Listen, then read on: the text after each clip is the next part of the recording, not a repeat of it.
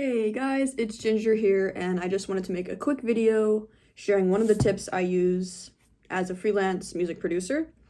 I'm a freelance songwriting, producing, singing music producer, and this tip is, these 5 tips are regarding failing and not being able to deliver the work that your client wants, and really just failure in general if you're working for somebody as a producer or songwriter or whatnot, and it doesn't work out. So these are some tips that I use to move on, to feel okay with it, and to hopefully end on a positive note with the client. So we'll jump right into it. Tip number 1, be nice. And the reason you should be nice is because when you're nice, this can open the door to potential work. Let's say your client just doesn't like the work you did. Maybe you and the client get along great, but maybe they don't like what you actually created for them. That's fine. That's what happened with my most recent client. I was creating a song for them about politics and a worldly song, which is not my forte, and I should not have taken that job, but I wanted to try. So I had delivered one version of the song. She didn't really like it. I delivered another version, giving my best. I thought I was doing great. It wasn't her vision. And I am not going to take that personally. I think it's important when you fail to not take things personally, because in the end, they just want what they want. They just want a certain sound, or they want certain lyrics. They want a certain feeling. And sometimes it's not our fault. It's actually never our fault. But what I mean is that sometimes they just don't know what they want. And they can often take that out on the freelancer and say that, you don't know what you're doing, blah, blah, blah. Some things I've been told were not nice. But it's important to be nice, because this client was intending to pay you. And so this client could in future lead to potential work. For instance, my last client, where I failed, she said, can we call it quits on this song? And before we had talked about working on previous upcoming songs together of hers. And, we might. So it's important to not be offended and to not be rude to your client, and to just say something like, okay, I understand that maybe I couldn't fulfill what you wanted. Hopefully we can work together in future projects. I wish you luck with the project you're working on now. Peace. That's pretty much all I said. I did, though, ask about the payment because she hadn't paid me yet, and I'm still waiting on her feedback regarding the payment. And if your client hasn't paid you, then you can let's say they were supposed to pay you for some of the work. This client was supposed to pay me for 50% when the project was 50% done, and then the rest of the money when the project was 100% done. So I just asked her, I said, if you feel like you didn't move forward at all with my work, then I understand if you don't want to pay regarding the money in escrow as Upwork works. And that's all I said, because I'm not going to try to force her to pay me. That's just going to create a weird energy, and then she won't pay me. So I just asked her and said, if you want to, you can. If I didn't help you at all, and literally all the work I did was for nothing, then I understand if you don't want to pay me. So it's up to you. Tip number 2 is to understand that they just want what's in their head. And I already kind of said this, but it's important to say again, they just want what's in their head.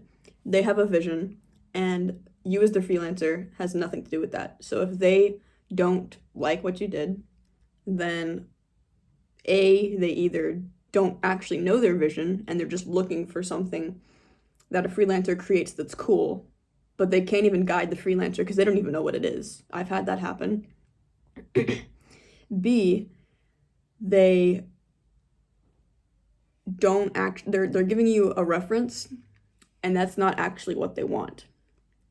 And C, they just are difficult people to work with, and none of those things are your fault. So it's important to remember that as a freelancer and not take things personally. Tip number 3, mention working on future projects. When you're sending your last message or whatever, mention, I understand this project didn't work out, but maybe future projects we can work together. That's also very important.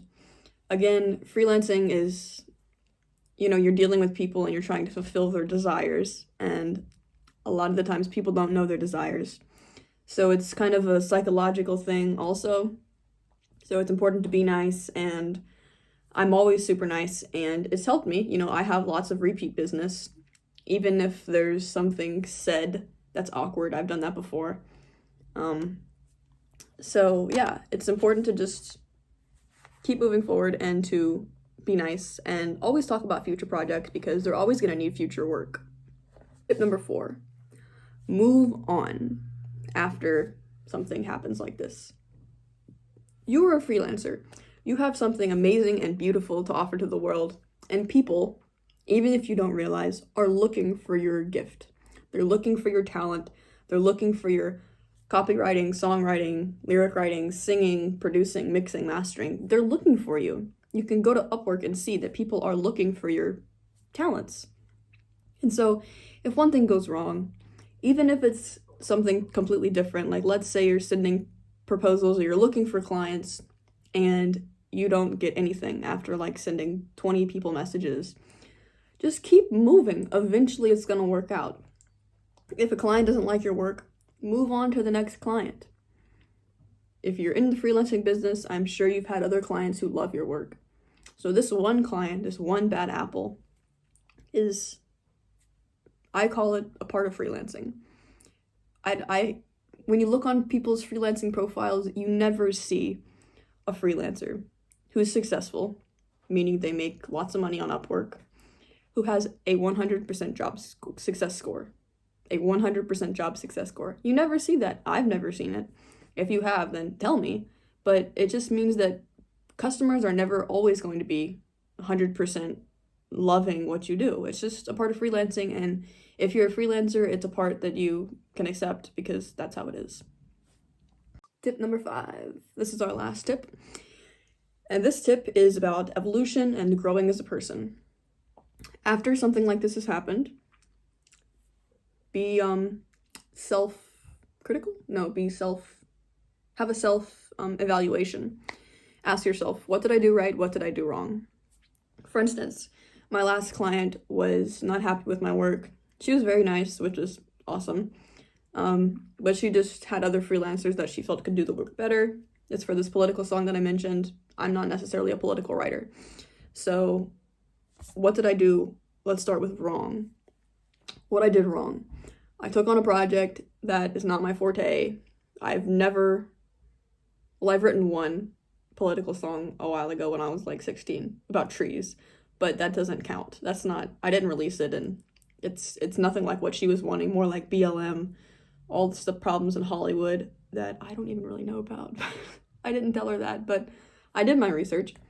And one thing I did right was I was very nice, and I talked about working on future projects, and hopefully she pays me because I did work quite a bunch on this project, but I was nice, and that's, in my opinion, that's the best thing you can be in this world. It makes you feel like a good person, and I don't want to be brought down to people's levels if they are rude to me. That's not who I am, so I'm not a reflection of them. Anyways, these were my 5 tips for what it's like failing on Upwork and how to move past it, or what it's like failing as a freelance worker and you're working for people.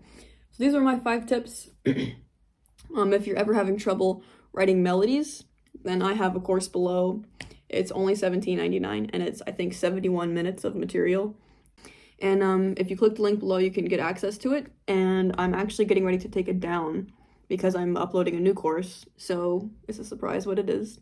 But take action now and click the link if you want to get it. It's all my secrets that I use for writing melodies. I've written over 500 songs. I've never gotten writer's block or felt stuck.